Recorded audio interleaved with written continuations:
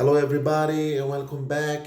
This video is about my thoughts so far at the ATP 500 in Basel, the Swiss indoors, and we have now reached the quarterfinals. This is gonna be a little preview.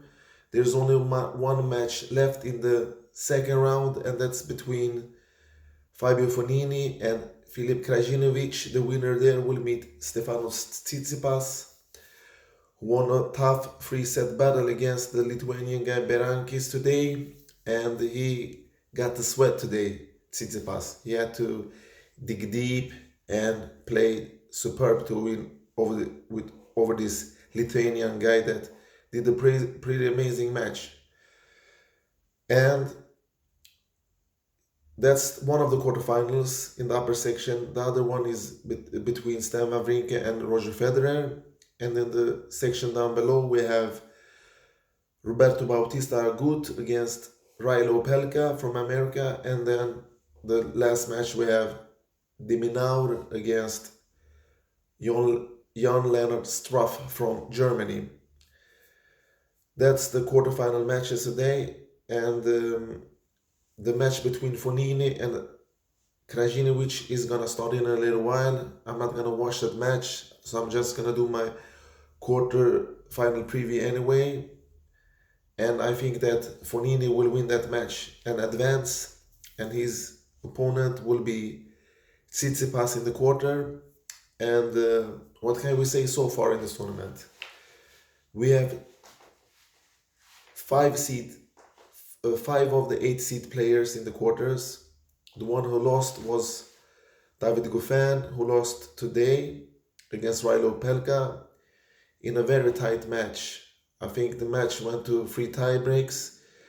Opelka did 29 aces, but Goffin won more points in his first serve. His numbers were around 89% in this match, and that's show how difficult it is to beat guys like Isner and Opelka. That those guys has a huge serve and barely loses the service. So the match goes to tie break. Then you have your chance if you're not a good, amazing returner like Novak. So Goffin did all he can in this match, but Opelka took advantage. He served work today, and I think actually even Goffin and Opelka won equal amounts of points in this match, but Opelka was stronger in the tie breaks. So he is now in his first quarter since a while. Opelka, where he's gonna meet RBA, a guy that he recently lost to in Shanghai 10 days ago. So this will be his first tough test in this tournament. And I think that Roberto Baptiste who is a solid hardcourt player, who hasn't played that great since Wimbledon, but he's here now in the quarters. This is a guy that he should beat, but since Riley has this huge serve, expect this match to go at least to one tie break. But Orbe is a better returner, and I think that he will win this match. Not easy, but 2-1, maybe two straight sets, you never know. And in the second quarter on the bottom half, we have the young, hyped, talented guy from Australia, Alex de Minaur, who recently won a title in China. He's here now in the quarters, and he's gonna meet Struff, the guy that he beat in Indian Wells 2018. So he will be a favorite in this match, but Struff has a good game. He is very solid from the baseline. He has a huge serve, and the Minaur, like we all know, he's fast, he's furious, he's intense. He is like a mini version of Nadal in that area that he never gives up. He goes for every ball that he can. So Struff will have to serve huge and play good from the baseline to beat de Minaur. Otherwise, de Minaur will reach the semifinals.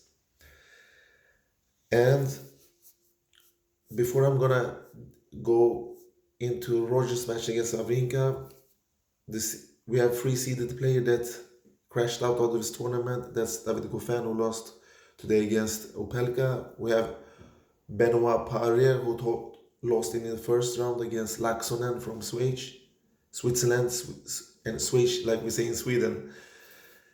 And we have Alexander Zverev. Did it come as a surprise for you that he went out that early to a guy like Fritz? To be honest, for me not, because we all know Zverev is so inconsistent. He is a guy that gives more than he takes. And that's why he has never reached deep in Grand Slams. That's why he's played good for a couple of weeks and then disappears, come back, disappears, come back, disappears. And it's very easy for an opponent to get into his head, because I've seen many matches where he plays great from the beginning. It looks like he's gonna win easy, but then he does these terrible mistakes, especially double faults, unforced errors.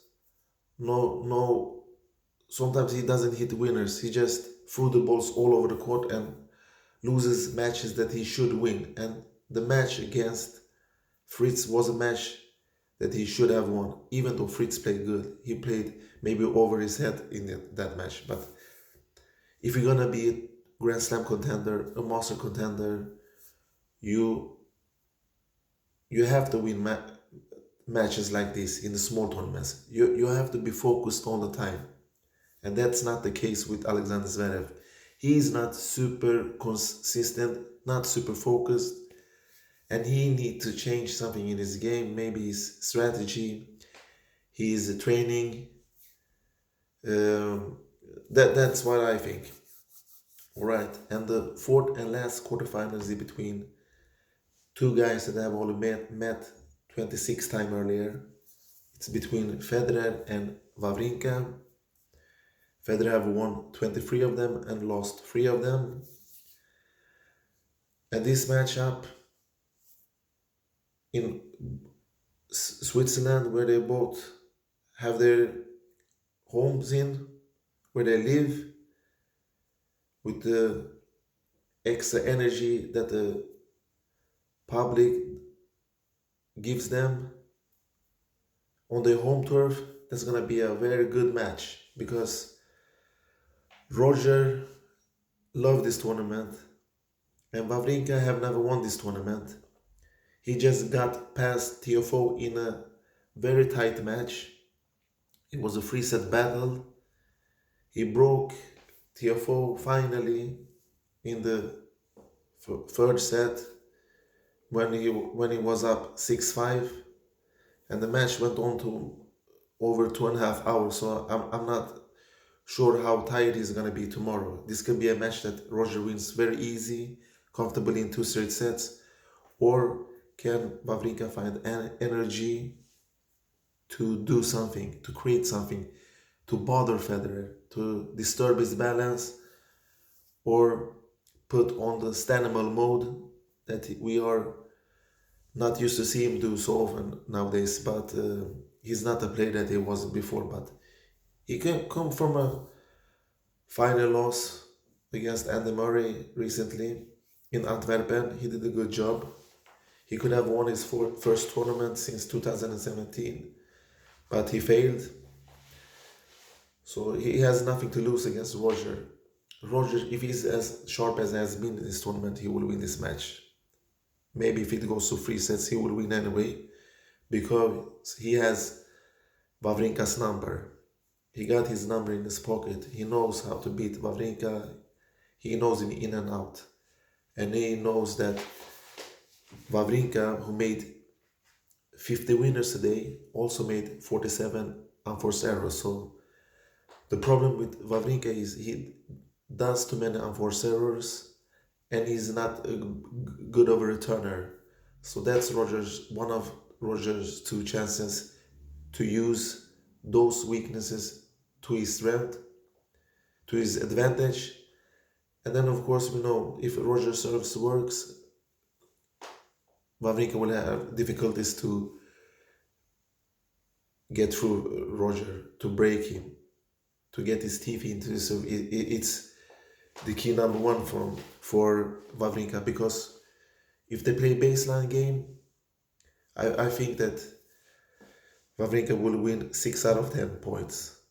But Roger Federer is not that good of a baseliner that some people think. They only see him as this ultra aggressive player that want to execute the points early.